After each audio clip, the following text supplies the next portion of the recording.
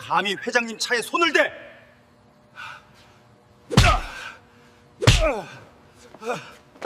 수행비서의 손이 그대로 날아왔습니다. 바닥에 쓰러진 26 정비사. 손에 쥔 건 낡은 아기 사진 한 장. 피투성이가 된 채 그가 겨우 입을 열었습니다. 이 사진 제 사진이에요. 그 한마디에 뒤늦게 도착한 여 회장의 숨이 멎었습니다. 25년 동안 죽은 줄 알았던 아들을 찾아 헤맨 어머니, 25년 동안 버림받은 줄 알고 살아온 아들. 같은 사진을 쥐고 마주 선 두 사람. 도대체 이들 사이에 무슨 일이 있었던 걸까요? 사연 시작 전에 구독과 좋아요 눌러주시고 어디서 듣고 계시는지 댓글에 남겨주세요. 그곳에 행복이 찾아가길 바랄게요. 강남 외곽공업단지 깊숙한 곳, 퇴근 시간이 한참 지난 저녁이었습니다. 기름 냄새와 쇳소리가 뒤섞인 작은 정비소 안에서 한 사내가 차 밑에 반쯤 들어간 채 공구를 돌리고 있었습니다. 26이라고는 믿기 어려울 만큼 거친 손이었어요. 손톱 밑까지 파고든 기름때, 갈라진 손가락 마디, 여기저기 긁히고 까진 흉터들. 그 손이 이 사내가 어떻게 살아왔는지를 고스란히 말해주고 있었죠. 사내의 이름은 준성. 26살. 고아원 출신의 자동차 정비사. 세상이 그에게 붙여준 꼬리표는 언제나 부모 없는 아이였습니다. 준성이 차 밑에서 빠져나오자 기름투성이 얼굴이 형광등 불빛에 드러났습니다. 광대뼈가 높고 턱선이 단단한 얼굴이었지만 사람들 눈길을 끄는 건 따로 있었어요. 눈빛이었습니다. 기름때 범벅인 얼굴 위에서 유독 맑고 또렷한 두 눈이 빛나고 있었죠. 보육원에서 자란 아이치고는 너무 깨끗한 눈이었습니다. 그때 주머니 속 낡은 휴대전화가 덜덜 울렸습니다. 화면에 뜬 이름을 보는 순간 준성의 입꼬리가 절로 올라갔죠. 야, 이 녀석아, 밥은 먹고 다니냐? 점심때 전화했더니 왜 안 받아? 또 차 밑에 기어 들어가 있었지? 박 원장이었습니다. 준성이 보육원 앞에 버려져 있던 그날 새벽 울음소리를 듣고 맨발로 뛰어나온 사람이었어요. 20살이 넘어 보육원을 나갈 때까지 매일 아침 밥을 차려준 것도, 지금까지 틈만 나면 밥은 먹고 다니냐고 전화를 거는 것도 이 사람이었습니다. 원장님, 일하는데 전화를 어떻게 받아요? 밥은 아까 컵라면 먹었어요. 준성이 해해 웃으며 대꾸하자 전화 너머로 한숨 소리가 크게 들렸습니다. 컵라면이 밥이냐, 이 녀석아. 이번 주말에 올라와. 갈비찜이라도 해놓을 테니까. 전화를 끊은 뒤에도 준성의 입가에는 한동안 웃음기가 남아 있었습니다. 하지만 그 웃음이 채 가시기도 전에 준성의 손이 작업복 안주머니로 들어갔어요. 손가락 끝에 닿는 익숙한 감촉. 빛이 바래고 모서리가 다른 작은 사진 한 장이었습니다. 1살쯤 되어 보이는 아기가 누군가의 무릎 위에서 환하게 웃고 있는 사진. 준성이 가진 유일한 어린 시절 흔적이었어요. 어디를 가든 항상 지갑에 넣고 다니는 사진이었습니다. 이 사진 말고 준성에게 남은 건 두 가지뿐이었습니다. 보육원에 버려질 때 입고 있던 누렇게 바랜 낡은 베네 저고리 한 벌, 그리고 오른쪽 어깨 쇄골 아래쪽에 초승달 모양의 점, 사진 한 장, 베네 저고리 하나, 초승달 모양의 점 하나. 부모가 누구인지도 왜 버려졌는지도 모른 채 26회를 살아온 사람이 가진 게 이게 전부였죠. 준성은 한참을 들여다보다 사진을 다시 지갑에 넣었습니다. 매일 밤 반복하는 일이었어요. 꺼내보고 쓸어보고 한숨 한 번 쉬고 다시 넣어두는 것. 정비소 한쪽 벽에 기대어 세워진 낡은 오토바이가 형광등 불빛을 받아 번들거렸습니다. 폐차장에서 버려진 걸 준성이 직접 고쳐 만든 물건이었어요. 엔진은 3번이나 뜯어 고쳤고 머플러는 용접 자국이 울퉁불퉁했습니다. 매일 새벽 이 오토바이를 타고 정비소에 출근하고 밤늦게 다시 타고 작은 옥탑방으로 돌아가는 게 준성의 하루였죠. 셔터를 내리려던 참이었습니다. 바깥에서 견인차 한 대가 요란한 경고등을 깜빡이며 정비소 앞에 멈춰 섰어요. 견인차 뒤에 끌려온 것은 검은색 대형 세단이었습니다. 가로등 불빛에 번쩍이는 검은 광택이 눈이 부실 정도였어요. 준성이 매일 만지는 중고차들과는 차원이 다른 물건이었죠. 도어 하나에 준성의 석 달치 월급이 들어있을 그런 차였습니다. 견인 기사가 내려서 서류를 건네며 말했습니다. 보험 접수건이에요. 주행 중에 갑자기 시동이 꺼졌다는데 여기가 제일 가까운 정비소라 끌고 왔습니다. 견인차 뒤를 따라온 택시에서 2사람이 내렸습니다. 단정한 정장 차림의 중년 남자와 검은 코트를 걸친 장신의 남자였어요. 단정한 중년 남자가 준성에게 다가와 깎듯이 고개를 숙였습니다. 갑자기 찾아와서 죄송합니다. 주행 중에 시동이 꺼져버렸어요. 보험사에서 여기로 보내줬는데 한번 봐주실 수 있겠습니까? 차주분은 먼저 들어가셨고 저희가 대신 맡기러 왔습니다. 윤 기사였습니다. 성진그룹 여회장 신혜정의 전속 기사. 차가 서버리자 여회장은 다른 차를 불러 먼저 귀가했고 윤 기사와 수행비서 김 실장이 견인차를 따라 정비소까지 온 거였어요. 물론 준성은 그런 사정을 알 리 없었습니다. 그저 예의 바른 아저씨 정도로만 보였을 뿐이었죠. 준성이 세단을 정비소 안으로 밀어넣는 동안 윤 기사와 김 실장은 정비소 한쪽 구석에 마련된 작은 대기실로 들어갔습니다. 플라스틱 의자 2개와 오래된 정수기가 전부인 좁은 공간이었어요. 준성은 세단의 실내 점검을 시작했습니다. 운전석에 올라타 계기판 버튼을 하나하나 눌러보고 배선 상태를 확인했어요. 조수석 쪽 배선까지 봐야 할 것 같아서 수납함을 열었습니다. 서류 몇 장 사이에 작은 가죽 상자가 하나 보였어요. 검은 가죽 위에 금색 이니셜이 새겨져 있었고 꽤 오래된 듯 모서리가 달아 있었습니다. 배선을 보려면 상자를 옆으로 치워야 했어요. 상자를 집어드는 순간 뚜껑이 벌어졌습니다. 완전히 잠겨 있지 않았던 거죠. 안에 작은 아기 옷 조각이 가지런히 접혀 있었고 그 옆에 사진 한 장이 놓여 있었어요. 준성의 손이 멈췄습니다. 1살쯤 되어 보이는 아기. 누군가의 무릎 위에서 환하게 웃고 있는 사진. 준성은 그 사진을 들고 몇 초간 숨을 쉬지 못했습니다. 뭔가 이상했어요. 아기의 자세, 배경, 옷, 표정. 가슴속 어딘가에서 알 수 없는 진동이 올라왔습니다.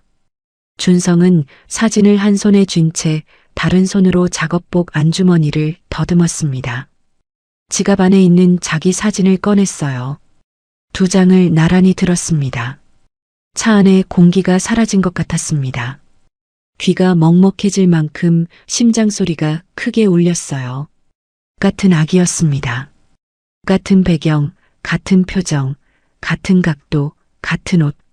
준성의 사진은 모서리가 닳고 기름 자국까지 묻어 있었지만 지금 손에 든 사진은 누군가 오랜 세월 소중하게 보관해 온 듯 깨끗한 상태였어요. 같은 사진의 다른 한 장이었습니다. 준성의 손끝이 부들부들 떨리기 시작했습니다. 사진을 쥔 손에 힘이 들어가는 걸 느꼈지만 멈출 수가 없었어요. 뭐야? 이 사진 내 사진이랑 똑같잖아. 차 안에서 혼자 중얼거린 말이었습니다. 아무에게도 하는 말이 아니었어요. 하지만 목소리가 떨리고 있었습니다. 그 말을 들은 사람이 있었습니다. 대기실에서 커피를 들고 나오던 윤 기사였어요. 준성이 사진 2장을 들고 떨리는 목소리로 중얼거리는 게 귀에 박힌 겁니다. 윤 기사의 발이 멈췄습니다. 손에 든 종이컵이 미세하게 흔들렸어요. 30년 가까이 여 회장 곁을 지켜온 사람이었습니다. 여 회장이 매일 밤 그 작은 사진을 꺼내 들고 울던 모습을 전국 보육원을 뒤지며 초승달 모양의 점이 있는 아이를 찾아다니던 모습을 누구보다 가까이에서 지켜봐 온 사람이었어요. 그 사진이 뭘 의미하는지 윤 기사가 모를 리 없었죠. 윤 기사는 종이컵을 내려놓고 떨리는 손으로 휴대전화를 꺼냈습니다. 여 회장에게 전화를 걸었어요. 회장님, 지금 당장 정비소로 오셔야 할 것 같습니다. 그 사진이요. 윤 기사의 목소리가 떨리고 있었습니다. 30년간 한 번도 흔들린 적 없는 이 사람의 목소리가 갈라지고 있었어요. 그 전화 소리를 대기실 안에서 듣고 있던 사람이 있었습니다. 김 실장이었습니다. 성진그룹 여 회장의 수행비서. 김 실장의 얼굴이 순간적으로 굳었어요. 의자에서 벌떡 일어나 정비소 쪽으로 성큼 걸어 나왔습니다. 준성이 2장의 사진을 쥔 채 차에서 내리는 순간이었습니다. 뭐야 이게? 감히 회장님 차 안에 물건에 손을 대? 김 실장의 고함이 정비소 안을 찢었습니다. 그런데 이 남자의 반응이 이상했어요. 정비사가 수납함을 만진 것에 화가 난 거라고 보기에는 얼굴에 떠오른 감정이 단순한 분노가 아니었습니다. 눈동자 깊은 곳에서 뭔가 다른 게 스쳤어요. 하지만 그건 찰나의 일이었고 곧바로 차가운 표정이 그 위를 덮었습니다. 김 실장이 준성의 멱살을 움켜잡았습니다. 말이 채 끝나기도 전에 주먹이 턱을 가격했어요. 준성의 몸이 작업대에 부딪히며 공구들이 와르르 쏟아졌습니다. 바닥에 쓰러진 준성의 옆구리를 발로 걷어찼죠. 1번, 2번, 3번. 발이 들어올 때마다 준성의 몸이 공구더미 사이에서 굴렀습니다. 도둑놈이 감히 회장님 물건을 훔쳐? 오늘 경찰에 넘긴다. 윤 기사가 달려와 말렸습니다. 김 실장, 그만해요. 사람을 왜 이렇게까지. 하지만 김 실장은 윤 기사를 팔로 밀어내며 준성의 손에서 사진을 빼앗으려 했습니다. 준성은 바닥에 엎드린 채 몸을 웅크렸어요. 옆구리가 찢어지는 것처럼 아팠고 입안에 피맛이 번졌습니다. 하지만 준성의 손은 사진 2장을 놓지 않고 있었어요. 기름 묻은 손가락 사이에 꼭 쥔 사진 위로 코에서 흘러내린 피가 뚝뚝 떨어졌지만 놓을 수가 없었습니다. 지금 이걸 놓으면 다시는 잡을 수 없을 것 같았거든요. 바로 그때였습니다. 정비소 셔터 너머로 차 한 대가 급하게 멈춰서는 소리가 들렸어요. 문이 열리고 구두 소리가 콘크리트 바닥을 또각또각 울리며 빠르게 가까워졌습니다. 무슨 소란이에요? 차분하지만 단단한 여자의 목소리였습니다. 윤 기사의 전화를 받고 달려온 것이었어요. 성진그룹 여회장 신혜정. 25년간 잃어버린 아들을 찾아 헤맨 어머니가 정비소 안에 서 있었습니다. 김 실장이 재빠르게 입을 열었습니다. 회장님, 이 정비사가 차 안에 물건을 훔치다가 제가 잡았습니다. 하지만 혜정의 시선은 김 실장에게 가 있지 않았어요. 바닥에 쓰러져 피를 흘리고 있는 준성에게, 그리고 준성의 손에 꼭 쥐어진 그 사진에 눈이 꽂혀 있었습니다. 준성이 피투성이 얼굴을 들어 올렸습니다. 터진 입술 사이로 갈라진 목소리가 새어나왔어요. 이 아기 사진 내 거랑 똑같아요. 그 한마디가 떨어지는 순간 정비소 안에 모든 소리가 사라진 것 같았습니다. 형광등이 지직거리는 소리마저 들리지 않았어요. 혜정의 입술이 파르르 떨렸습니다. 무언가 말을 하려는 듯 입이 벌어졌다 닫히기를 반복했지만 끝내 아무 소리도 나오지 않았어요. 25년간 머릿속에서 한 번도 지워지지 않았던 아기의 얼굴이 기름때와 피가 뒤섞인 이 낯선 청년의 얼굴 위에 겹쳐지고 있었습니다. 혜정의 손이 아주 천천히 무언가에 이끌리듯 준성의 얼굴 쪽으로 올라가고 있었습니다. 손끝이 준성의 뺨에 닿으려던 바로 그 순간 김 실장이 한 발 앞으로 나서며 혜정의 팔을 잡았습니다. 회장님, 이런 사람 말에 넘어가시면 안 됩니다. 제가 처리하겠습니다. 혜정의 손이 허공에서 멈췄습니다. 피투성이 정비사의 절박한 눈빛과 여 회장의 흔들리는 눈동자가 형광등, 불빛 아래 엉켜붙은 채 정비소의 시간만 멈춰 있었습니다. 김 실장이 쉴 새 없이 말을 쏟아내고 있었습니다. 혜정과 준성 사이를 가로막은 채 한 발짝도 물러서지 않았어요. 요즘 이런 사기꾼이 얼마나 많은데요. 사진 한 장 들고 와서 돈 뜯어내려는 수법입니다. 경찰에 넘기면 됩니다. 그 말이 틀린 것도 아니었습니다. 실제로 혜정은 25년간 아들을 찾는다는 소문이 퍼지면서 셀 수 없이 많은 사기꾼들에게 당해왔거든요. 가짜 제보에 속아 달려갔다가 빈손으로 돌아온 게 한두 번이 아니었습니다. 그때마다 무너지고 다시 일어서고 또 무너지기를 반복했죠. 하지만 혜정의 눈은 김 실장의 말을 듣고 있지 않았습니다. 바닥에 쓰러진 준성의 얼굴에서 시선을 뗄 수가 없었어요. 기름때와 피가 뒤섞인 그 얼굴 위에서 뭔가가 자꾸 겹쳐 보였거든요. 준성이 몸을 일으키려 버둥거렸습니다. 바닥을 짚으려던 손이 미끄러지면서 찢어진 작업복 목덜미가 한쪽으로 쭉 벌어졌어요. 오른쪽 어깨 쇄골 아래쪽이 형광등 불빛에 그대로 드러났습니다.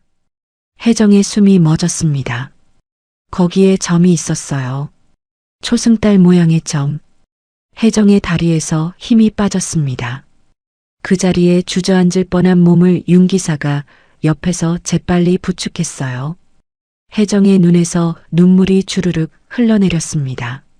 하지만 혜정은 무너지지 않았어요. 이를 악물었습니다. 수없이 속아왔기 때문이었습니다. 사진이 같다고, 점이 비슷하다고 그걸로 확신할 수는 없었어요. 마음 깊은 곳에서는 이미 알고 있었는지도 모릅니다. 하지만 또 속고 나서 무너질 자신이 없었던 거예요. 이번에도 아니면 이번에는 정말 버틸 수 없을 것 같았거든요. 혜정이 떨리는 목소리로 입을 열었습니다. 유전자 검사를 하겠습니다. 지금 당장. 김 실장의 얼굴이 순간적으로 굳었어요. 하지만 곧 평정을 되찾고 고개를 숙였습니다. 회장님, 그런 건 제가 알아서 처리하겠습니다. 이런 곳에서 이러실 필요 없습니다. 혜정이 김 실장을 똑바로 바라보았습니다. 25년간 곁을 지켜준 수행비서였지만 지금 이 순간만큼은 혜정의 눈에 양보가 없었어요. 내가 직접 할 거예요. 내 눈으로 확인할 겁니다. 그 한마디에 김 실장은 더 이상 말을 잇지 못했습니다. 윤 기사가 주머니에서 손수건을 꺼내 준성에게 내밀었습니다. 떨리는 손이었어요. 30년간 여 회장 곁에서 온갖 일을 겪어온 사람의 손이 떨리고 있었습니다. 일단 피부터 닦아요, 젊은 사람. 살벌한 정비소 안에서 유일하게 따뜻한 한마디였습니다. 준성은 손수건을 받아들고 윤 기사의 얼굴을 올려다봤어요. 이 아저씨의 눈에도 눈물이 고여 있었습니다. 무슨 영문인지 준성은 알 수 없었지만 그 눈물이 가짜가 아니라는 건 느낄 수 있었어요. 그날 밤 혜정은 자신이 아는 가장 믿을 만한 병원에 긴급 유전자 검사를 의뢰했습니다. 결과가 나오기까지 이틀, 48시간이었어요. 준성에게 그 48시간은 평생에서 가장 긴 시간이었습니다. 다음 날 아침 정비소에 나와 일을 하려고 했지만 손에 아무것도 잡히지 않았어요. 공구를 들어도 머릿속은 온통 그 사진이었습니다. 같은 아기, 같은 사진, 그리고 눈물을 흘리던 그 여자. 혹시 진짜 내 엄마인 걸까? 그 생각이 스칠 때마다 준성은 고개를 세차게 저었습니다.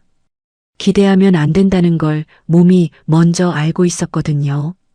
보육원에서 자란 아이는 그런 걸 일찍 배웁니다. 기대하면 아프다는 거. 희망이 크면 클수록 무너졌을 때 더 깊은 구덩이에 빠진다는 거. 그래서 준성은 차라리 아니길 바랬어요. 아니면 아닌 대로 지금처럼 살면 되니까. 기름때 묻히고 공구 돌리고 컵라면 먹고 옥탑방에서 잠들면 되니까. 하지만 밤이 되면 달랐습니다. 옥탑방 바닥에 누워 천장을 보다가 결국 지갑을 꺼냈어요. 사진을 들고 어두운 천장에 대고 올려다보았습니다. 그날 정비소에서 본 사진이 자꾸 머릿속에 겹쳐졌어요. 누군가 이 사진을 25년간 소중하게 간직하고 있었다는 사실이 가슴 어딘가를 콕콕 찔렀습니다. 결국 한숨도 자지 못한 채 새벽을 맞았죠. 혜정도 잠을 이루지 못하기는 마찬가지였어요. 저택 침실불이 꺼지지 않았습니다. 침대 머리맡에 앉아 낡은 베네저고리 조각을 손에 쥔 채 새벽이 올 때까지 같은 자세로 앉아 있었죠. 25년간 수백 번 꺼내 만진 베네저고리는 천이 삭아서 손에 힘을 주면 부서질 것 같았어요. 하지만 혜정은 그 천 조각을 놓을 수가 없었습니다. 떠오르는 건 정비소에서 피투성이가 된 채 사진을 쥐고 올려다보던 그 눈. 자기 아기 사진이랑 똑같다고 떨리는 목소리로 말하던 그 눈이 자꾸 떠올랐습니다. 25년간 비슷한 눈을 수없이 봐왔어요. 자기가 혜정의 아들이라며 찾아온 사람들의 눈. 하지만 그 눈들은 하나같이 무언가를 바라는 눈이었습니다. 돈을 원하거나 대가를 원하거나 어딘가 계산이 깔려 있는 눈. 그런데 그 정비사의 눈은 달랐어요. 거기에는 아무것도 없었습니다. 바라는 게 없었어요. 그냥 놀란 거였습니다. 자기도 모르는 무언가에 부딪힌 사람의 눈이었죠. 그게 혜정을 잠 못 들게 만들고 있었습니다. 제발, 이번만은. 혜정의 입술이 소리 없이 움직였습니다. 기도였어요. 25년간 수없이 했다가 포기했다가를 반복한 기도를 다시 하고 있었습니다. 이틀 뒤 오후 병원에서 연락이 왔습니다. 혜정은 윤 기사와 함께 병원으로 향했어요. 차 안에서 혜정은 한마디도 하지 않았습니다. 창밖을 보는 것 같았지만 사실 아무것도 보고 있지 않았어요. 손이 무릎 위에서 쉴 새 없이 떨리고 있었죠. 병원 복도에 섰습니다. 담당 의사가 봉투를 내밀었어요. 혜정이 봉투를 받아들었습니다. 봉투를 쥔 손이 부들부들 떨렸어요. 봉투를 뜯는 데만 한참이 걸렸습니다. 손가락에 힘이 들어가지 않았거든요. 윤 기사가 옆에 서 있었습니다. 아무 말도 하지 않았어요. 그냥 거기 서 있었습니다. 30년 동안 그래 왔던 것처럼요. 혜정이 결과지를 펼쳤습니다. 종이 위에 빼곡한 글씨들 사이로 숫자 하나가 눈에 박혔어요. 99.99% 친자일치. 결과지가 혜정의 손에서 미끄러져 바닥에 떨어졌습니다. 혜정이 그 자리에 주저앉았어요. 입을 틀어막은 손 사이로 울음이 터져 나왔습니다. 소리를 죽이려 했지만 죽일 수가 없었어요. 25년 동안 가슴속에 갇혀있던 게 한꺼번에 쏟아져 나오고 있었습니다. 살아있었어. 내 아이가 살아있었어. 병원 복도에 혜정의 울음소리가 울려 퍼졌습니다. 지나가던 간호사들이 고개를 돌렸고 대기실에 앉아있던 사람들이 힐끗 바라보았지만 혜정의 귀에는 아무것도 들리지 않았어요. 25년이었습니다. 25년간. 매일 밤 사진을 꺼내 들고 울었고 전국 방방곡곡을 뒤졌고 수백 번 속아도 포기하지 않았던 시간. 그 모든 시간이 이 종이 한 장 위에 숫자 4개로 끝이 난 거였어요. 윤 기사가 고개를 돌렸습니다. 안경을 벗고 눈가를 손등으로 훔쳤어요. 30년간 한 번도 여회장 앞에서 눈물을 보인 적 없는 사람이었습니다. 하지만 오늘은 참을 수가 없었어요. 혜정이 매년 아이 생일마다 케이크를 사놓고 혼자 초를 불던 모습을 봐 온 사람이었으니까요. 같은 시각 정비소에서 준성의 휴대전화가 울렸어요. 모르는 번호였습니다. 한참을 망설이다 전화를 받았어요. 윤 기사였습니다. 정비소 접수 서류에 적힌 준성의 번호로 전화를 건 거였어요. 목소리가 떨리고 있었습니다. 준성 씨, 결과가 나왔습니다. 준성은 아무 말도 하지 못했습니다. 전화기를 쥔 손에 힘이 들어갔어요. 숨이 막혔습니다. 99.99% 일치입니다. 준성의 무릎이 꺾였습니다. 정비소 바닥에 그대로 주저앉았어요. 손에서 전화기가 떨어졌습니다. 멍한 눈으로 기름 묻은 바닥을 내려다보았어요. 26년 동안 한 번도 답을 찾지 못했던 질문.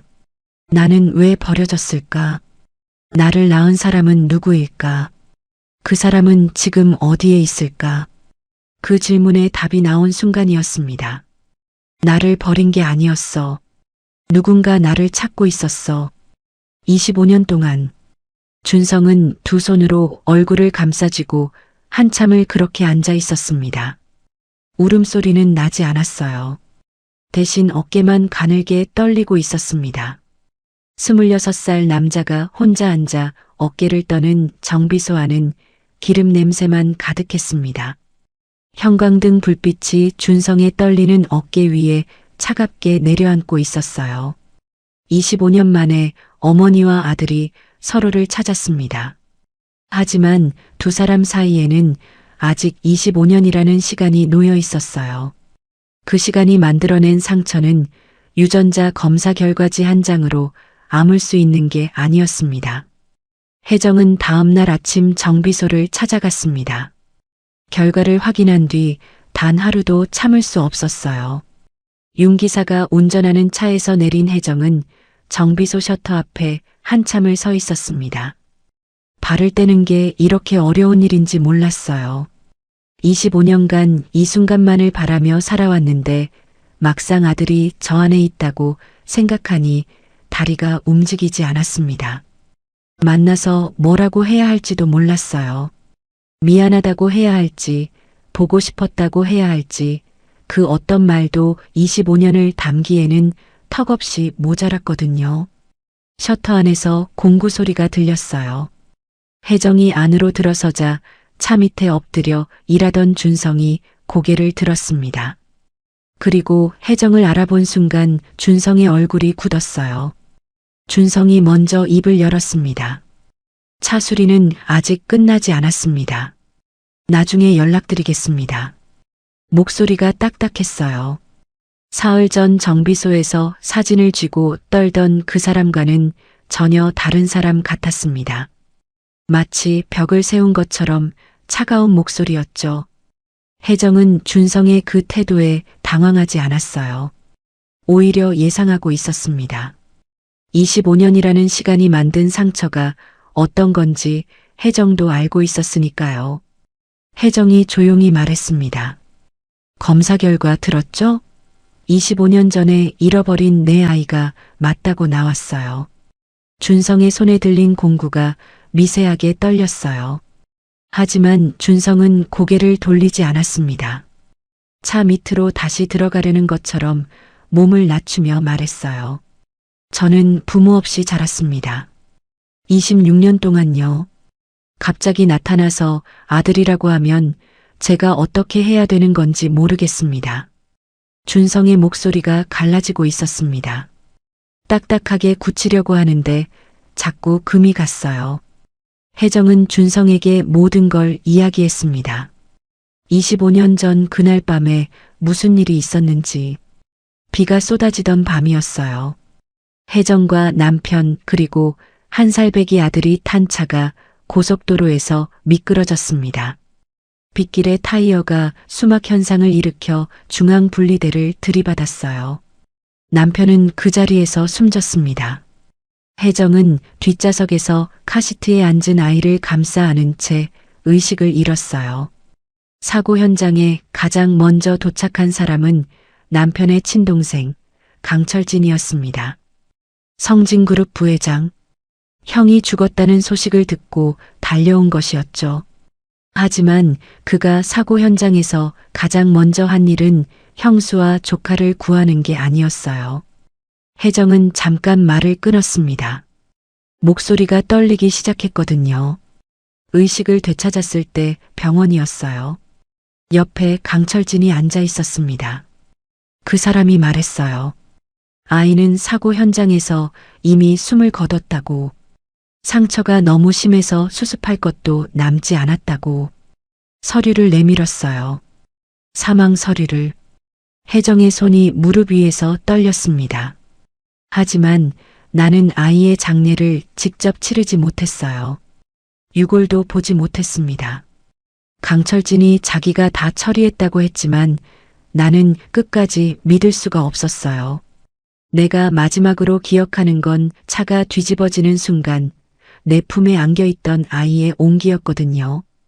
그 온기가 갑자기 사라졌다는 걸 받아들일 수가 없었습니다. 혜정의 눈에 눈물이 고였지만 흘리지 않았어요. 이 이야기를 하면서 우는 건 준성에게 짐을 지우는 거라고 생각했는지도 모릅니다. 그날 이후 25년 동안 탐정을 고용하고 전국 보육원을 뒤졌습니다. 오른쪽 어깨에 초승달 모양점이 있는 아이를 찾아달라고. 아들이 태어났을 때부터 있던 그 점이 유일한 단서였거든요. 혜정은 성진그룹 회장으로서 가진 모든 자원을 동원했어요. 직접 보육원을 찾아가 아이들 어깨를 확인하겠다고 사정한 적도 있었습니다. 그런데도 찾지 못했어요. 25년이나.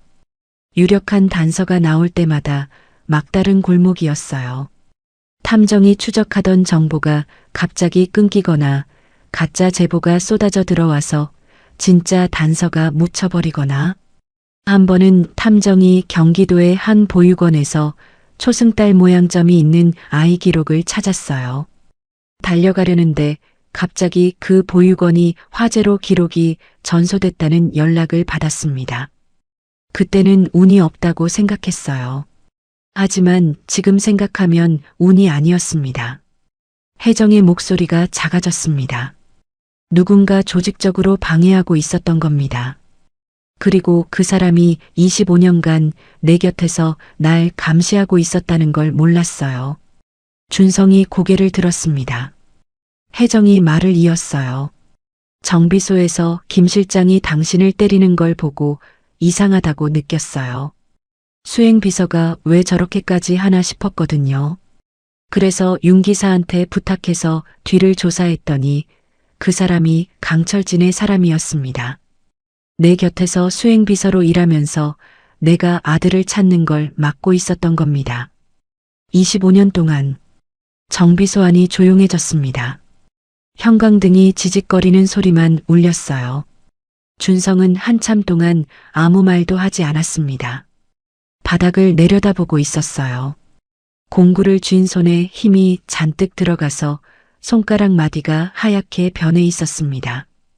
준성이 입을 열었을 때 혜정이 기대한 말은 나오지 않았습니다. 그래서요?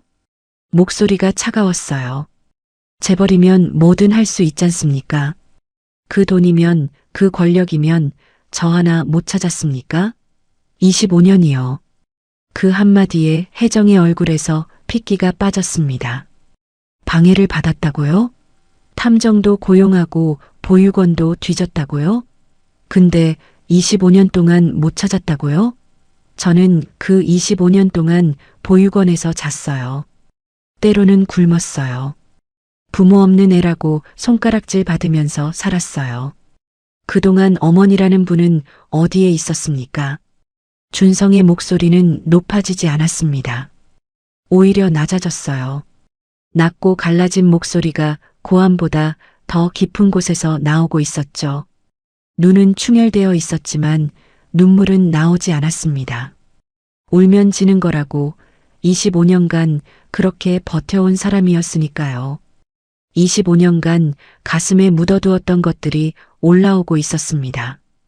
보육원에서 다른 아이들이 부모 면회 올 때마다 혼자 뒤뜰에 앉아있던 밤. 다른 애들은 엄마가 사다 준 과자를 먹는데 준성은 급식실에서 남은 빵을 주머니에 넣어두고 아껴 먹었어요. 입양 갈 뻔하다가 번번이 무산되면서 자기한테 뭔가 문제가 있나 보다고 생각했던 날. 세 번째 입양이 취소됐을 때 원장님이 울면서 미안하다고 했는데 준성은 그때 이미 울지 않았습니다. 15살 생일에 아무도 축하해주지 않아서 혼자 편의점 삼각김밥을 먹으며 울었던 그 새벽. 그런 시간이 25년이었습니다. 유전자 검사 결과지 한 장으로 없었던 일이 될 수 있는 게 아니었어요. 혜정은 아무 변명도 하지 못했습니다. 고개를 숙였어요. 할 말이 없어서가 아니었습니다. 준성의 말이 맞았기 때문이었어요. 방해를 받았다는 건 사실이지만 그래도 찾지 못한 건 결국 자기 탓이라고 혜정은 생각하고 있었거든요. 25년 동안 그렇게 자기를 탓하며 살아왔습니다. 아이를 지키지 못한 것도 찾지 못한 것도 전부 자기 잘못이라고. 그래서 준성의 분노 앞에서 한마디도 할 수가 없었어요. 그 분노를 받을 자격조차 자기에게 있는지 모르겠다고 생각했으니까요. 준성이 공구를 작업대 위에 내려놓았습니다. 조용히 하지만 단호하게 말했어요. 죄송합니다. 저는 아직 준비가 안 됐습니다. 돌아가 주십시오. 혜정은 자리에서 일어났습니다. 준성을 더 붙잡지 않았어요. 지금 여기서 매달리면 이 아이가 더 멀어질 거라는 걸 알고 있었거든요. 혜정은 작업대 위에 명함 한 장을 조용히 올려놓았습니다. 말이 필요하면 언제든 연락하라는 뜻이었어요. 준성은 그 명함을 쳐다보지 않았습니다. 혜정이 정비소 셔터를 나서며 뒤를 돌아보지 않았습니다. 하지만 셔터를 빠져나간 직후 다리에 힘이 풀려서 벽에 기대야 했어요. 밖에서 기다리던 윤 기사가 달려왔습니다. 괜찮으십니까, 회장님? 혜정이 소리 없이 눈물을 흘리며 고개를 저었습니다. 괜찮지 않아요. 내 아이가 나를 원망하고 있어요. 당연한 거잖아요. 25년이나 못 찾았으니. 윤 기사는 더 묻지 않았습니다. 할 말이 없어서가 아니라 지금은 아무 말도 위로가 되지 못한다는 걸 알았기 때문이었어요. 그냥 혜정이 기댈 수 있게 옆에 서 있었습니다. 30년 동안 그래 왔던 것처럼요. 정비소 안에서 준성은 혜정이 앉았던 의자를 멍하니 바라보고 있었습니다. 의자 위에 명함이 놓여 있었어요. 쫓아나가고 싶었습니다. 엄마라고 부르고 싶었어요. 하지만 몸이 움직이지 않았습니다. 25년간 혼자였던 사람은 누군가에게 기대는 법을 모릅니다. 기대면 무너질 것 같았거든요. 그리고 무너지고 나서 또 혼자가 되면 그때는 진짜 일어설 수 없을 것 같았습니다. 준성은 공구를 다시 집어들었습니다. 아무것도 고칠 게 없는데 공구를 쥐고 있었어요. 손에 뭐라도 쥐고 있어야 버틸 수 있을 것 같았습니다. 형광등 불빛 아래 혼자 남은 준성의 그림자가 기름 묻은 바닥 위에 길게 누워 있었어요. 혜정이 돌아간 뒤 준성은 이틀 동안 아무하고도 말을 하지 않았습니다. 정비소에 출근은 했지만 일이 손에 잡히지 않았어요. 차 밑에 들어가도 공구를 들지 않았고 전화가 와도 받지 않았습니다. 박 원장이 3번이나 전화를 걸었지만 준성은 한 번도 받지 않았어요. 사흘째 되는 날 저녁이었습니다. 정비소 셔터가 반쯤 내려간 틈으로 낯익은 운동화가 보였어요. 투박한 운동화에 구겨진 바지, 그리고 기어이 여기까지 올라온 사람. 박 원장이었습니다. 경기도에서 여기까지 버스를 3번 갈아타고 온 거였어요. 손에는 비닐봉지가 하나 들려 있었습니다. 안에 김밥 2줄과 식혜 2캔이 들어 있었죠. 이 녀석아, 전화를 왜 안 받아? 죽었나 살았나 확인이라도 해야 할 거 아니냐? 박 원장이 투덜거리며 셔터 밑으로 들어왔습니다. 하지만 준성의 얼굴을 보는 순간 투덜거림이 멈췄어요. 이틀간 잠을 못 잔 게 뻔한 얼굴이었거든요. 충혈된 눈, 푹 꺼진 볼, 면도도 하지 않은 턱. 보육원에서 가장 힘든 시절에도 이런 얼굴은 하지 않았던 아이였습니다. 박 원장은 아무 말 없이 비닐봉지를 작업대 위에 올려놓고 준성 옆에 앉았습니다. 좁은 작업대 앞 낡은 의자 2개에 나란히 앉았어요. 한참 동안 아무도 말이 없었습니다. 형광등이 지직거리는 소리만 정비소 안을 채우고 있었죠. 박 원장은 준성이 먼저 말을 꺼낼 때까지 기다렸어요. 25년 동안 이 아이를 키우면서 배운 게 하나 있다면 준성은 재촉하면 입을 닫는 아이라는 거였습니다. 준성이 먼저 입을 열었습니다. 원장님, 그 여자 사람이 찾아왔었어요. 박 원장은 이미 알고 있었습니다. 윤 기사가 며칠 전 보육원으로 연락을 해왔거든요. 25년 전 보육원 앞에 버려진 아기가 성진그룹 여회장의 아들이었다는 것. 유전자 검사 결과가 일치했다는 것. 박 원장은 그 전화를 받고 한참을 말을 잇지 못했습니다. 준성이 고개를 숙인 채 말을 이었어요. 그 사람이 25년 동안 찾아다녔다고 하더라고요. 누가 방해해서 못 찾았다고. 근데 저는 그게 어떻게 받아들여지질 않아요. 재벌인데 25년 동안 못 찾았다는 게. 준성의 목소리가 떨렸습니다. 분노인지 서러움인지 본인도 모르는 것 같았어요. 박 원장은 한참을 듣고만 있었습니다. 그리고 입을 열기 전에 길게 숨을 한번 내쉬었어요. 무거운 숨이었습니다. 25년 동안 가슴에 묻어두었던 걸 꺼내야 하는 사람의 숨이었죠. 준성아. 박 원장의 목소리가 달라져 있었습니다. 평소에 투박하고 거친 잔소리 목소리가 아니었어요. 나지막하고 조심스러운 준성이 한 번도 들어보지 못한 목소리였습니다. 너 보육원 앞에 버려졌을 때 기억나냐? 내가 너를 발견한 그 새벽. 준성이 고개를 들었습니다. 그때 내가 입고 있던 베넷 저고리에 핏자국이 묻어 있었어. 아기 피가 아니었어. 어른 피였어. 누군가 피를 흘리면서까지 너를 꼭 감싸 안았던 거야. 준성의 눈이 커졌습니다. 박 원장이 말을 이었어요. 그게 누구 피였겠냐? 너를 버린 사람의 피가 아니야. 너를 지키려고 한 사람의 피야. 준성의 입술이 파르르 떨렸습니다. 말이 목구멍에 걸려서 나오지 않았어요. 머릿속에서 혜정이 했던 말이 떠올랐어요. 차가 뒤집어지는 순간 아이를 품에 안고 있었다는 말. 의식이 나가면서도 놓지 않았다는 말. 그 이야기와 박 원장의 말이 하나로 맞물리는 순간이었습니다. 그 피가 그 사람 피였구나. 준성의 목소리가 갈라졌어요. 아무도 대답하지 않았지만 대답이 필요 없었습니다. 박 원장이 눈을 내리깔며 말했습니다. 25년 동안 이걸 왜 말 안 했냐고 물을 거지. 차마 못했어. 부모한테 버림받은 아이한테 누군가 널 지키려고 했다는 말을 해봤자 뭐가 달라지겠냐 싶었어. 오히려 더 혼란스러울까봐. 부모가 있는데 왜 나를 안 데려갔냐고 물으면 내가 뭐라고 답해야 할지를 몰랐어. 박 원장의 눈가가 붉어졌습니다. 이 투박한 노인이 25년 동안 혼자 안고 있었던 무게가 목소리에 실려 있었어요. 미안하다, 준성아. 진작 말했어야 했는데. 준성은 아무 말도 하지 못했습니다. 멍하니 박 원장을 바라보다가 시선을 바닥에 떨어뜨렸어요. 머릿속에서 뭔가가 무너지고 있었습니다. 25년간 믿어왔던 것. 나는 버림받았다. 내 부모는 나를 원하지 않았다. 그래서 보육원 앞에 놓고 간 거다. 그 믿음이 지금 박 원장의 한마디에 금이 가고 있었어요. 피를 흘리면서까지 안고 있었다고. 의식이 나가면서도 놓지 않았다고. 그 사람이 지금 날 찾아온 사람이라고.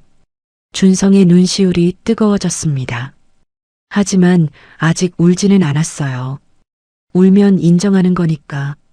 그 여자가 정말 자기 엄마라는 걸 인정하는 거니까. 그게 아직은 무서웠습니다. 그때 박 원장이 뭔가를 생각난 듯 입을 열었습니다. 아, 맞다. 들어올 때 셔터 앞에 상자가 하나 놓여 있던데. 가져왔어. 박 원장이 옆에 내려놓았던 종이 상자를 준성 앞으로 밀었습니다. 크지 않은 택배 상자 크기였어요. 위에 아무 글씨도 없었습니다. 준성은 상자를 받아들고 뚜껑을 열었습니다. 안에는 서류 봉투 여러 개와 사진 묶음, 그리고 편지 묶음이 빼곡히 들어 있었어요.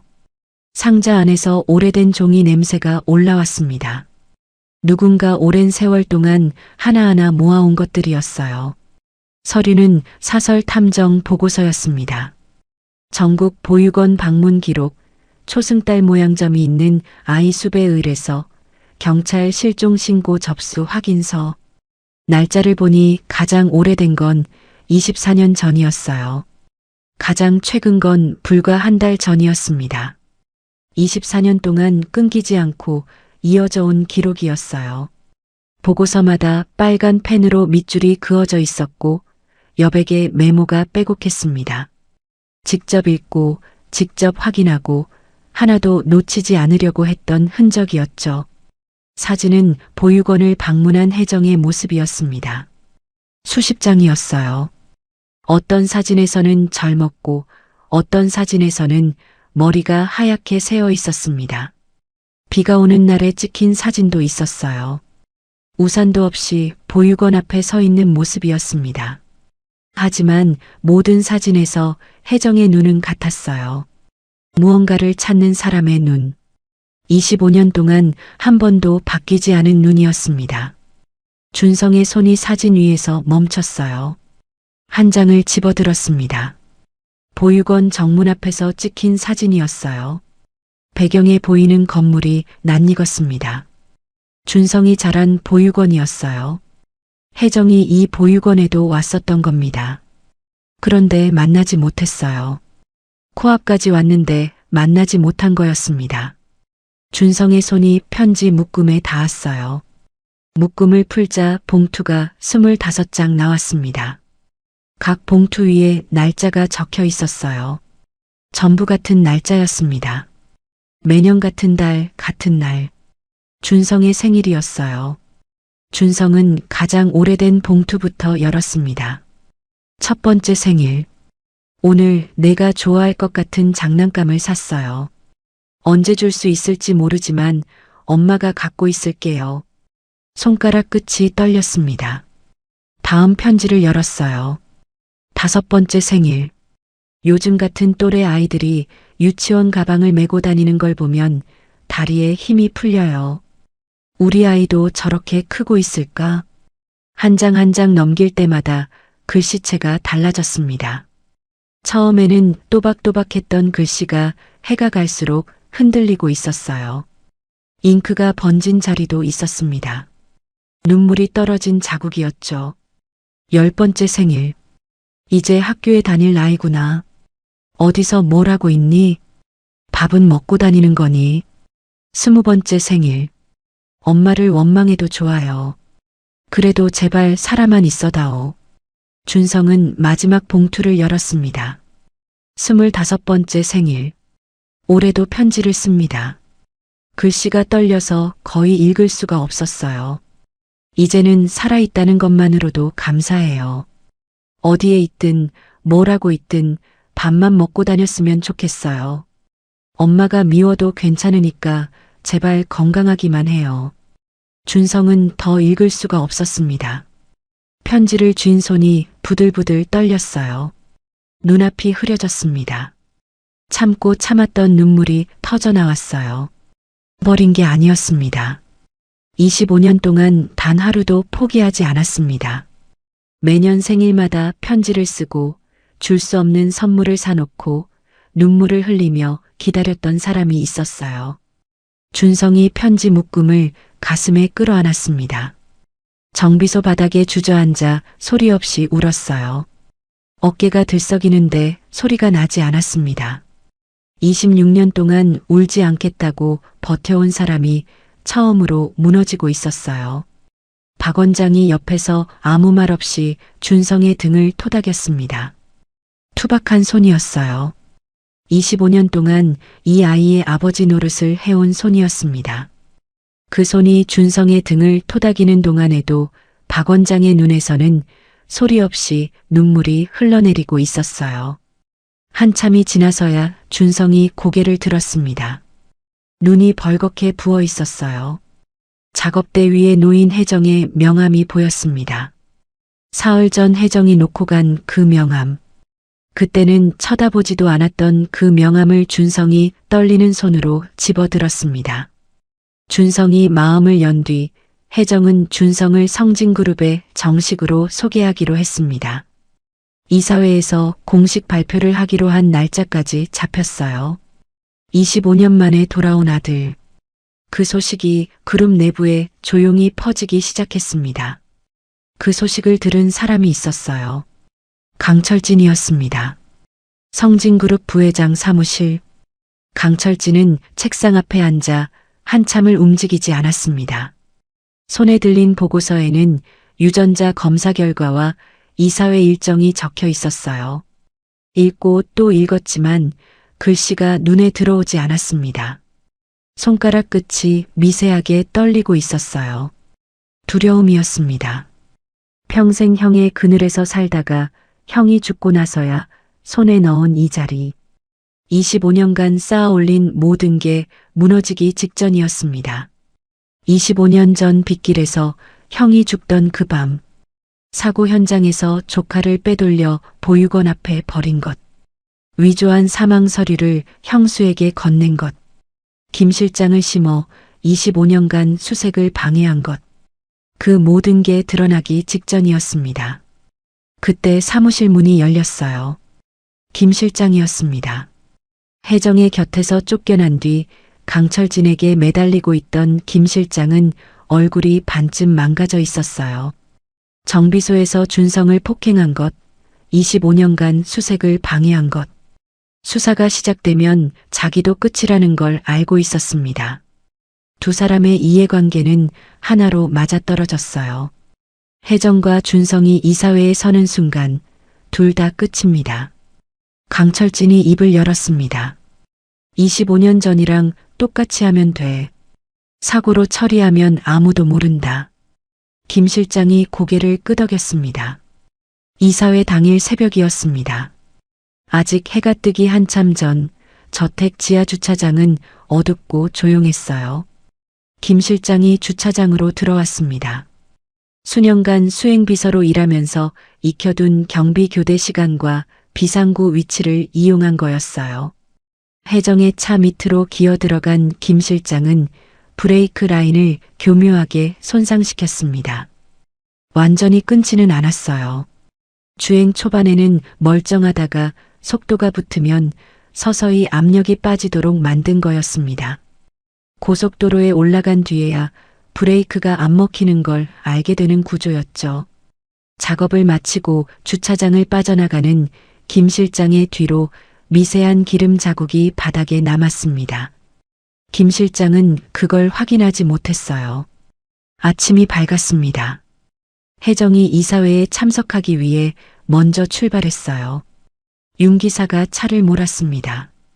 준성은 자기 오토바이를 타고 따로 출발하기로 했어요. 혜정이 같이 가자고 했지만 준성은 오토바이로 따라가겠다고 했습니다. 대신 출발 전에 저택에 들르기로 했어요. 혜정이 이사회용 정장을 준비해 놓았거든요. 평생 작업복만 입어온 아들한테 정장 하나 입혀서 보내고 싶었던 거죠. 준성이 저택 주차장에 도착했을 때 혜정의 차는 이미 떠난 뒤였습니다. 오토바이를 세우고 헬멧을 벗는데 발밑에 뭔가가 보였어요. 기름 자국이었습니다. 보통 사람이라면 그냥 지나쳤을 거예요. 주차장 바닥에 기름 자국쯤이야 흔한 일이니까요. 하지만 준성은 정비사였습니다. 매일 차 밑에 들어가 기름과 부품을 만지는 사람이었어요. 이 자국이 엔진 오일인지 미션 오일인지 브레이크 오일인지 색깔과 점도만 봐도 구분할 수 있었습니다.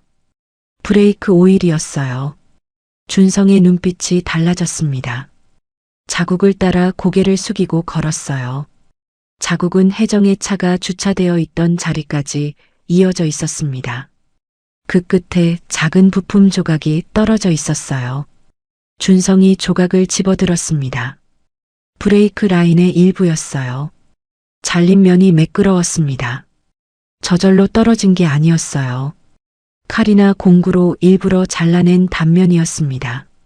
정비사 생활 몇 년 동안 이런 단면은 한 번도 본 적 없었어요. 자연 마모로는 절대 이렇게 잘리지 않거든요. 준성의 얼굴에서 핏기가 빠졌습니다. 머릿속에 한 가지 생각만 남았어요. 어머니 차 브레이크가 안 먹힌다. 지금 고속도로 위에 있다. 준성은 부품 조각을 주머니에 쓸어 넣고 오토바이에 올라탔습니다. 폐차장에서 주워다 3번이나 엔진을 뜯어 고친 그 낡은 오토바이. 시동을 걸자 거친 배기음이 주차장에 울렸어요. 손이 떨렸습니다. 하지만 두려워서 떠는 게 아니었어요. 25년 만에 찾은 사람을 또 잃을 수는 없었습니다. 이번에는 지킬 수 있습니다. 이번에는 내가 갈 수 있습니다. 준성이 주차장을 뛰쳐나갔습니다. 도로 위에 차들 사이를 비집고 달렸어요. 빨간 신호도 무시했습니다. 죽어도 상관없었어요. 지금 이 순간 저 고속도로 위에 어머니가 브레이크 없는 차를 타고 달리고 있었으니까요. 고속도로 진입로에 올라탔을 때 속도계는 이미 한계를 넘어가고 있었습니다. 낡은 엔진이 비명을 질렀어요. 바람이 얼굴을 때렸지만 느낄 겨를이 없었습니다. 고속도로 위, 윤 기사는 이상한 걸 느끼고 있었습니다. 브레이크 페달을 밟는데 반응이 점점 느려지고 있었거든요. 처음에는 착각인가 싶었어요. 2번째 밟았을 때도 감각이 이상했습니다. 3번째 밟았을 때 확신으로 바뀌었어요. 페달이 바닥까지 쑥 들어갔습니다. 내리막 구간이었어요. 페달을 끝까지 밟았습니다. 아무 반응이 없었어요. 윤 기사는 30년 경력의 기사였습니다. 하지만 이런 상황은 한 번도 겪어본 적 없었어요. 윤 기사의 얼굴이 하얗게 질렸습니다. 회장님, 브레이크가 안 먹힙니다. 뒷좌석의 혜정이 고개를 들었어요. 윤 기사의 목소리에서 30년간 한 번도 들어본 적 없는 공포가 묻어 있었습니다. 혜정이 앞좌석 등받이를 잡았어요. 손가락 마디가 하얗게 변할 만큼 꽉 쥐었습니다. 차 속도가 올라가기 시작했어요. 계기판 바늘이 오른쪽으로 미끄러지듯 올라갔습니다. 100km, 120km. 앞에 커브가 보였습니다. 커브 너머는 가드레일이었고 가드레일 너머는 낭떠러지였어요. 윤 기사가 핸들을 꽉 잡았습니다. 이를 악물고 기어를 낮추며 엔진 브레이크라도 걸어보려 했지만 속도가 이미 너무 붙어 있었어요. 바로 그때였습니다. 뒤에서 거친 배기음이 들려왔어요. 100m 뒤에서 낡은 오토바이 한 대가 미친 듯이 달려오고 있었습니다. 준성이었어요. 준성은 차 옆으로 바짝 붙었습니다. 바람에 몸이 찢어질 것 같았지만 핸들을 놓지 않았어요. 운전석 창문 너머로 윤 기사의 눈이 보였습니다. 하얗게 질린 눈이었어요. 준성이 소리쳤습니다. 오른쪽으로 꺾으세요. 가드레일에 비벼서 세워요. 윤 기사는 한순간도 망설이지 않았습니다. 고개를 끄덕이고 핸들을 오른쪽으로 돌렸어요. 준성이 오토바이를 차체 오른쪽 뒤 팬더에 바짝 갖다 대고 몸을 기울였습니다. 차와 오토바이가 동시에 가드레일 쪽으로 밀려갔어요. 쇳소리가 귀를 찢었습니다. 차체가 가드레일에 부딪히며 불꽃이 튀었어요. 철판이 긁히는 굉음이 고속도로 위를 가득 채웠습니다. 가드레일이 휘어지면서 차의 속도가 조금씩 줄어들었어요. 하지만 아직 멈추지 않았습니다. 오토바이가 가드레일과 차 사이에 끼었습니다. 준성의 몸이 오토바이에서 튕겨나가며 아스팔트 위를 굴렀어요.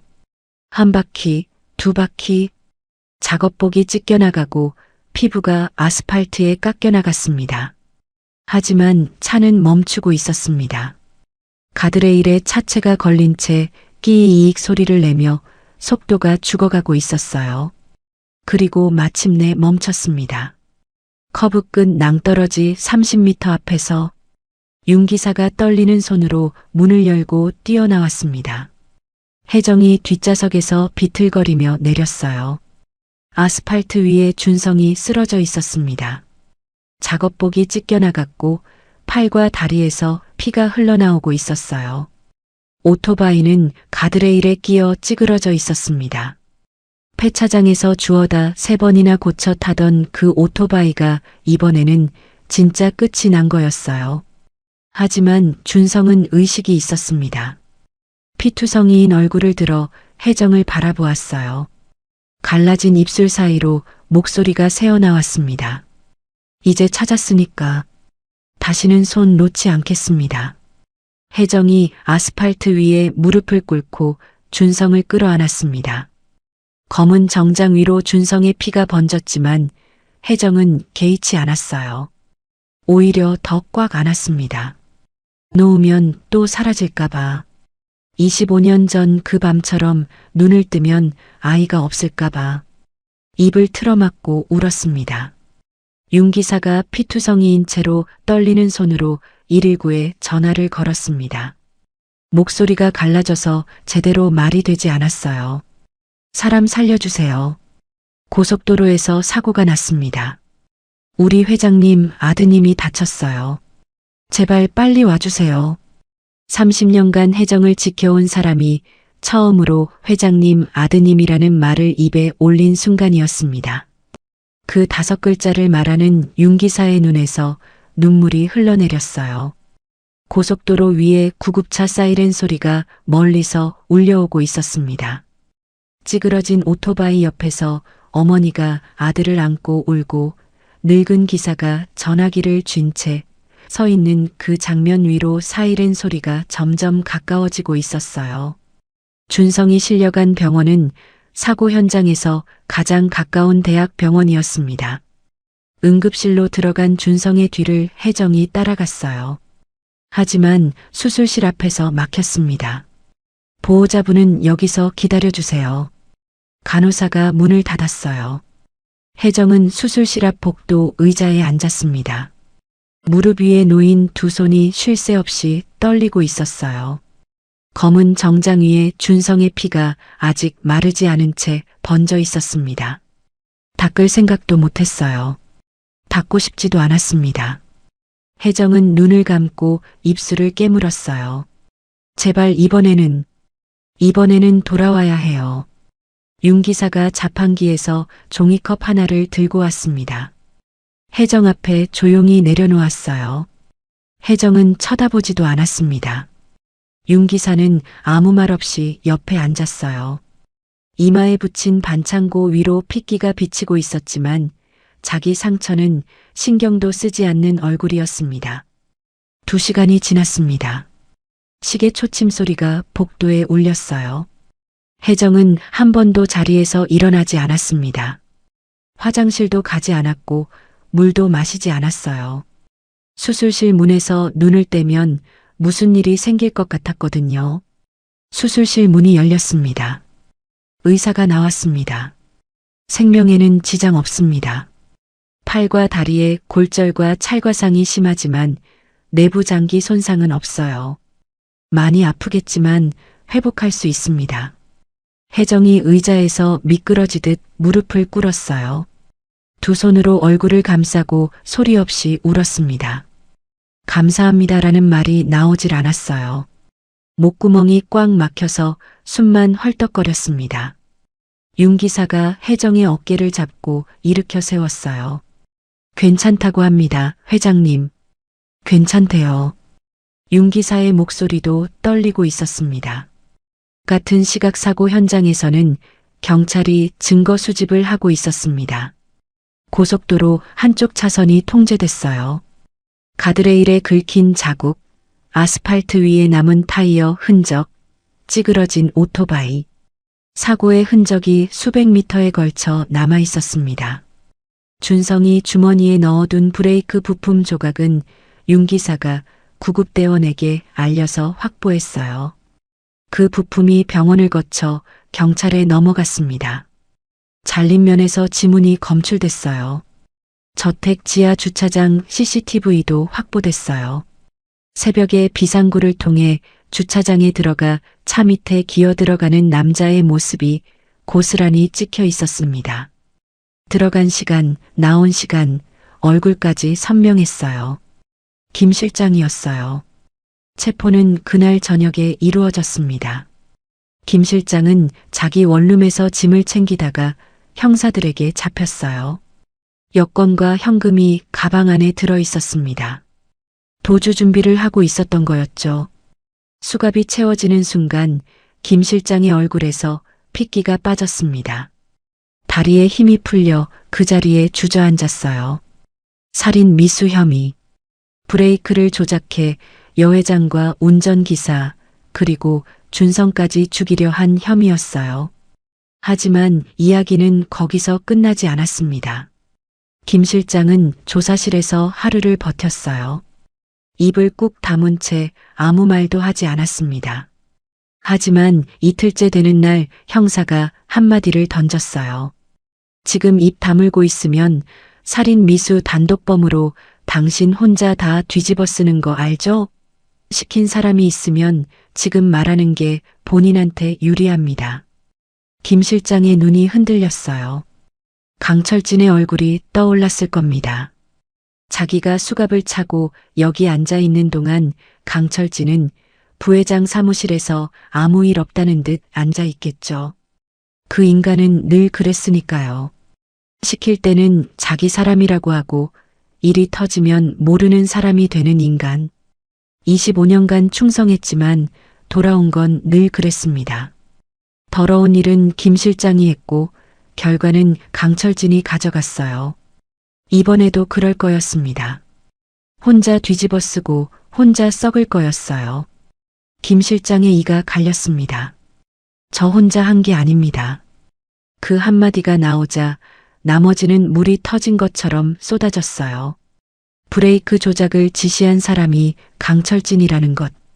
25년 전 교통사고 현장에서 한살배기 조카를 빼돌려 보육원에 버린 것도 강철진이라는 것. 이유는 하나였어요. 형이 죽으면 그룹의 후계자는 형의 아들인 조카가 됩니다. 조카가 살아있는 한강철진의 친아들에게는 그룹이 돌아갈 수 없었어요. 그래서 조카를 없앤 겁니다. 자기 아들에게 성진그룹의 모든 것을 물려주기 위해서 아이의 사망 서류를 위조해서 형수에게 건넨 것도 강철진이라는 것. 그리고 자기가 25년간 혜정의 곁에서 아들 찾기를 방해해 온 것 역시 강철진의 지시였다는 것. 25년간 숨겨져 있던 진실이 조사실 안에서 한꺼번에 터져 나왔습니다. 형사들도 입을 다물지 못했어요. 25년 전 사건부터 현재의 살인 미수까지 하나의 줄로 깨어지는 범죄였으니까요. 조서가 수십 장이 넘어갔습니다. 강철진의 체포는 다음 날 아침이었어요.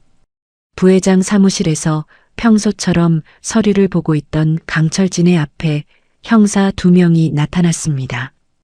비서가 막으려 했지만 형사가 영장을 들이밀자 비서의 손이 멈췄어요. 강철진은 놀라지 않았습니다. 오히려 체념한 사람의 표정이었어요.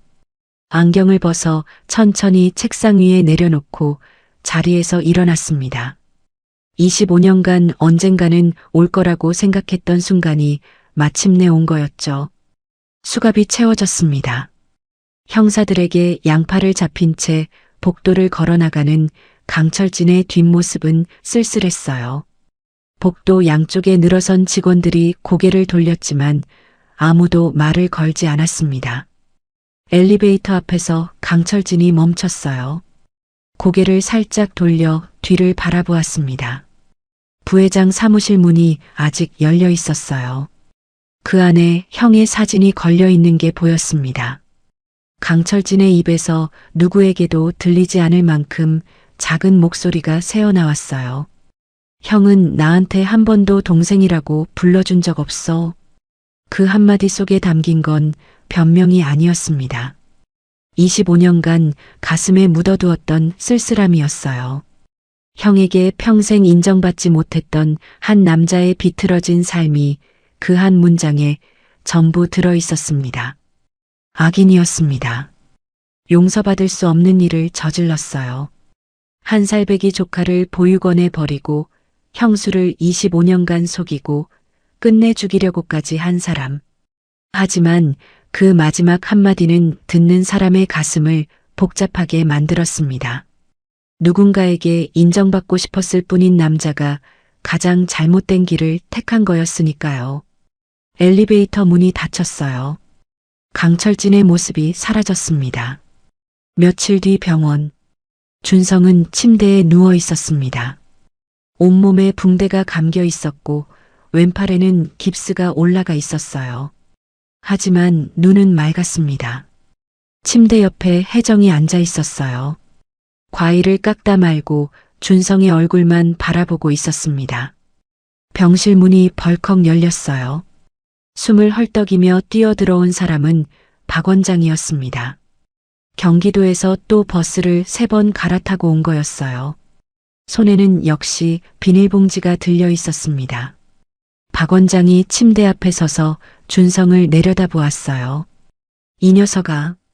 목소리가 갈라졌습니다. 몸이 하나밖에 없는데 어디다 갈아 끼울 것도 아니고. 준성이 헤헤 웃었어요. 괜찮아요, 원장님. 안 죽었잖아요. 박 원장이 코를 훌쩍이며 고개를 돌렸습니다. 안 울려고 했는데 소용이 없었어요. 혜정이 자리에서 일어나 박 원장 앞에 섰습니다. 그리고 깊이 고개를 숙였어요. 허리가 거의 직각이 될 만큼 깊은 인사였습니다. 25년간 제 아들을 지켜주셔서 감사합니다. 박 원장이 당황해서 손을 내저었어요. 아이고, 이러지 마세요, 회장님. 감사는요, 그냥 우리 준성이가 착한 놈이라 그렇지. 박 원장은 그렇게 말하면서도 눈물을 멈출 수가 없었어요. 25년간 혼자 키운 아이였습니다. 새벽에 울음소리를 듣고 뛰어나가 안아올린 그 아기. 첫 이유식을 먹이고 기저귀를 갈고 열이 나면 밤새 이마에 수건을 올려주고 학교에 보내고 친구 없다고 울면 달래주고 장학금 받으면 누구보다 기뻐하던 사람. 그 아기가 이렇게 커서 누군가를 지키려고 제 몸을 던지는 사람이 됐다는 게 대견하면서도 가슴이 아팠어요. 혜정이 고개를 들고 박 원장의 눈을 바라보았습니다. 두 사람의 시선이 만났어요.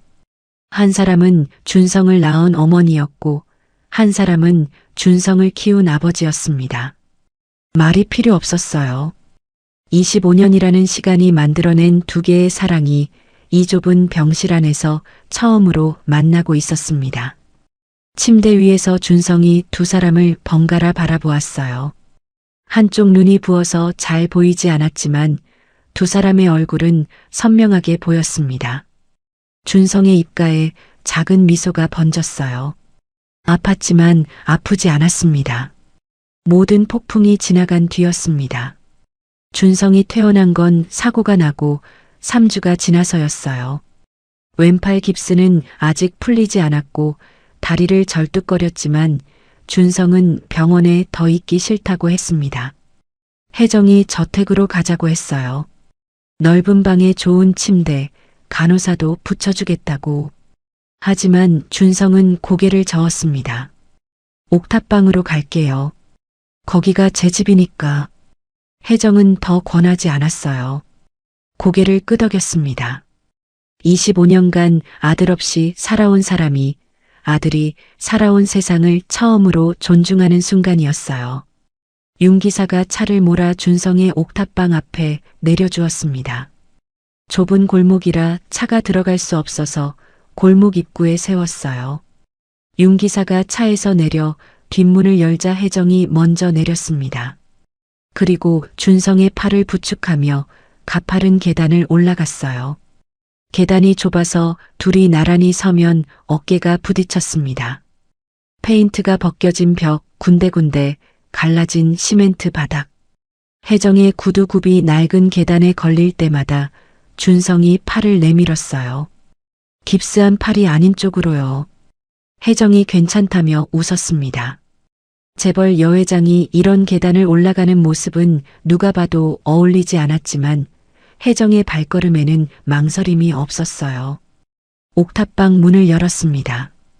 혜정은 문 앞에서 멈칫했어요. 좁았습니다. 혜정의 저택 화장실보다 작은 방이었어요. 한쪽 벽에 작은 싱크대와 가스레인지가 붙어 있었고 반대편에 이불이 개켜져 있었습니다. 옷은 벽에 박은 못에 걸려 있었어요. 옷장이 없었거든요. 작업복 2벌과 낡은 점퍼 하나가 전부였습니다. 구석에 양철 상자가 하나 놓여 있었어요. 준성이 베넷 저고리와 사진을 보관하던 그 상자였습니다. 창문 하나가 있었어요. 거기서 바깥을 내다보면 옆 건물 옥상과 빨래줄이 보였습니다. 여름이면 덥고 겨울이면 추운, 비가 오면 천장에서 물이 새는 그런 방이었을 거예요. 준성이 살아온 세상이 이 방 안에 전부 들어 있었습니다. 혜정의 눈시울이 뜨거워졌지만 울지 않았습니다. 여기서 울면 이 방을 부끄러워하라는 뜻이 되니까요. 아들이 살아온 곳을 함부로 불쌍하게 보면 안 된다는 걸 혜정은 알고 있었어요. 이 좁은 방에서 혼자 밥 먹고 혼자 잠들면서도 올바르게 자란 아이를 낳은 사람이니까요. 대신 혜정은 싱크대 앞에 섰어요. 뭐 하세요? 준성이 물었습니다. 밥 해줄게. 혜정이 앞치마를 둘러맸습니다. 저택에서 가져온 게 아니었어요. 싱크대 옆에 걸려있던 준성의 낡은 수건을 허리에 둘렀습니다. 냉장고를 열었어요. 컵라면 3개, 계란 1판, 된장 1통, 대파 몇 줄기. 그게 전부였습니다. 혜정은 그걸로 밥을 짓기 시작했어요. 쌀통에 쌀이 조금 남아 있었습니다. 씻어서 밥솥에 넣었어요. 된장찌개를 끓였습니다. 물을 넣고 된장을 풀고 대파를 썰어 넣었어요. 계란 프라이도 부쳤습니다. 후라이팬이 낡아서 계란이 한쪽에 달라붙었어요. 뒤집개로 떼어내다가 노른자가 터졌습니다. 혜정이 작게 한숨을 쉬었어요. 하지만 버리지 않았습니다. 터진 노른자 그대로 접시에 담았어요. 손놀림이 서툴렀습니다. 대파를 써는 칼질이 고르지 않았고 된장을 너무 많이 넣어서 한번 덜어내기도 했어요. 성진그룹 회장이 부엌에서 밥을 해본 적이 언제였겠어요. 저택에는 요리사가 3명이나 있었고 혜정이 직접 부엌에 선 건 아마 수십 년 만이었을 겁니다. 하지만 혜정의 얼굴에는 준성이 한 번도 본 적 없는 표정이 떠 있었어요. 처음 만났을 때의 날카로운 기품도 병원에서의 불안한 눈물도 아니었습니다. 그냥 밥을 해주는 엄마의 얼굴이었어요. 된장찌개가 보글보글 끓었습니다. 좁은 옥탑방 안에 찌개 냄새가 퍼졌어요. 준성은 바닥에 앉아서 그 냄새를 맡았습니다. 태어나서 처음 맡아보는 냄새는 아니었어요. 보육원에서도 된장찌개는 먹었고 혼자 살면서도 끓여 먹었습니다. 하지만 오늘은 달랐어요. 누군가가 자기만을 위해 끓여준 찌개 냄새. 그게 이렇게 다른 건지 준성은 몰랐습니다. 혜정이 밥상을 차렸어요. 밥상이라고 해봤자 바닥에 놓은 작은 접이식 탁자였습니다. 밥 한 공기, 된장찌개 한 냄비, 노른자 터진 계란 프라이 2개, 대파 넣은 간장. 화려한 건 하나도 없었어요. 하지만 혜정은 그 접이식 탁자 위에 반찬을 놓으면서 25년간 꿈꿔왔던 일을 하고 있었습니다. 아들한테 밥을 차려주는 것. 준성이 숟갈을 들었습니다. 찌개를 한 숟갈 떠서 입에 넣었어요. 된장이 좀 짰습니다. 대파가 고르게 썰리지 않아서 어떤 건 크고 어떤 건 작았어요. 세상에서 가장 서툰 된장찌개였습니다. 하지만 준성은 숟갈을 내려놓지 못했어요. 눈물이 밥그릇 위로 뚝뚝 떨어졌습니다. 참으려고 했는데 참을 수가 없었어요. 컵라면에 뜨거운 물을 부어 혼자 먹던 밤이 떠올랐습니다. 편의점 삼각김밥으로 끼니를 때우던 새벽이 떠올랐어요. 누군가 자기를 위해 부엌에 서서 밥을 해줬다는 것. 서툴어도 어설퍼도 자기만을 위해 찌개를 끓여줬다는 것. 박 원장도 밥을 해줬었어요. 하지만 그건 아버지의 밥이었습니다. 엄마가 해준 밥은 이게 처음이었어요. 그 처음이 준성의 벽을 완전히 무너뜨렸습니다. 혜정이 준성의 기름때 묻은 거친 손을 잡았어요. 작업대에서 공구를 쥐느라 굳은 살이 박히고 갈라진 손이었습니다. 혜정이 그 손을 쓸어내리며 조용히 말했어요. 올바르게 자라주어서 고마워요. 준성이 고개를 숙인 채 눈물을 닦지 않았습니다. 닦을 필요가 없었어요. 엄마 앞에서는 울어도 되니까요. 26년 만에 처음으로 그걸 알았습니다. 혜정이 양철 상자에서 낡은 베넷 저고리를 꺼냈어요. 사가서 부서질 것 같은 그 천 조각을 무릎 위에 놓고 조심스럽게 쓸어내렸습니다. 25년 전 이 옷을 입고 있던 아기가 지금 자기 앞에 앉아 밥을 먹고 있었어요. 기름때 묻은 손으로 숟갈을 쥐고 서투른 된장찌개를 먹으며 울고 있었습니다. 혜정도 눈물이 흘렀어요. 하지만 웃고 있었습니다. 옥탑방 문밖이었습니다. 좁은 계단 꼭대기에 두 사람이 나란히 앉아 있었어요. 윤 기사와 박 원장이었습니다. 박 원장은 태어나는 날 병원에서부터 함께 따라왔어요. 이 녀석이 밥은 제대로 먹을지 걱정이 돼서 안 올 수가 없었던 거죠. 윤 기사가 비닐봉지에서 식혜 캔 2개를 꺼내 하나를 박 원장에게 건넸어요. 박 원장이 받아들었습니다. 두 사람은 아무 말 없이 캔을 따고 한 모금씩 마셨어요. 안에서 소리가 들렸습니다. 준성이 우는 소리, 혜정이 괜찮다고 하는 소리, 그리고 숟갈이 그릇에 부딪히는 소리. 25년 만에 처음으로 모자가 함께 밥을 먹는 소리였어요. 박 원장이 소매로 눈을 훔쳤습니다. 그 소리가 박 원장의 가슴을 쥐어짰어요. 25년 동안 이 아이한테 밥을 해준 건 자기였습니다. 그런데 지금 저 안에서 울면서 밥을 먹는 소리를 들으니 자기가 해준 밥으로는 채울 수 없었던 게 있었다는 걸 알겠었어요. 서운한 게 아니었습니다. 그냥 다행이었어요. 이제 그 빈자리가 채워지니까.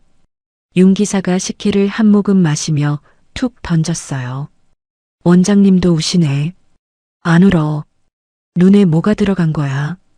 박 원장이 코를 훌쩍이며 고개를 돌렸습니다. 윤 기사도 고개를 돌렸어요. 반대쪽으로요. 윤 기사의 눈가도 젖어 있었지만 그건 아무도 보지 못했습니다.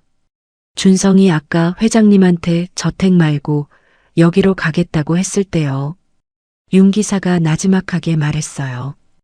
회장님이 바로 그러겠다고 하시더라고요. 한마디도 안 하고 30년간 모셨는데 그런 표정은 처음 봤어요. 아들이 사는 곳이 어디든 거기로 가겠다는 표정이었어요. 박 원장이 식혜 캔을 내려놓으며 하늘을 올려다봤습니다. 옥탑방 너머로 노을이 번지고 있었어요. 하루가 끝나가는 하늘이 주황빛으로 물들어 있었습니다. 윤 기사가 덧붙였어요. 저택에 오시라고 하면 되는 건데 회장님은 그러지 않으셨어요. 이 좁은 계단을 구두 신고 올라오시면서도 한 번도 힘들다는 말을 안 하시더라고요. 박 원장이 고개를 끄덕였습니다. 그 마음을 알 것 같았거든요. 25년간 아이 곁에 없었던 어머니가 할 수 있는 건 아이가 살아온 세상을 있는 그대로 받아들이는 거였습니다. 화려한 저택으로 데려가는 게 아니라 이 좁은 옥탑방으로 찾아오는 것. 그게 혜정이 선택한 사랑의 방식이었어요. 옥탑방 안에서는 아직도 숟갈 소리가 들렸습니다. 준성이 어머니가 차려준 밥을 먹고 있었어요. 세상에서 가장 짠 된장찌개를, 세상에서 가장 서툰 밥상을, 세상에서 가장 따뜻한 밥을. 좁은 옥탑방 창문 너머로 노을이 번졌습니다. 25년간 멈춰있던 시간이 이 작은 방 안에서 다시 흐르기 시작했어요. 상처 입은 두 사람이 진짜 가족이 되어가는 묵직하고 따뜻한 저녁이었습니다. 세상에 끊어지지 않는 인연은 없다고들 하지만 포기하지 않는 마음 앞에서는 시간도 거짓도 이길 수 없었습니다. 오늘 이야기가 마음에 남으셨다면 구독과 좋아요 한 번씩만 부탁드릴게요. 더 좋은 이야기로 찾아오겠습니다.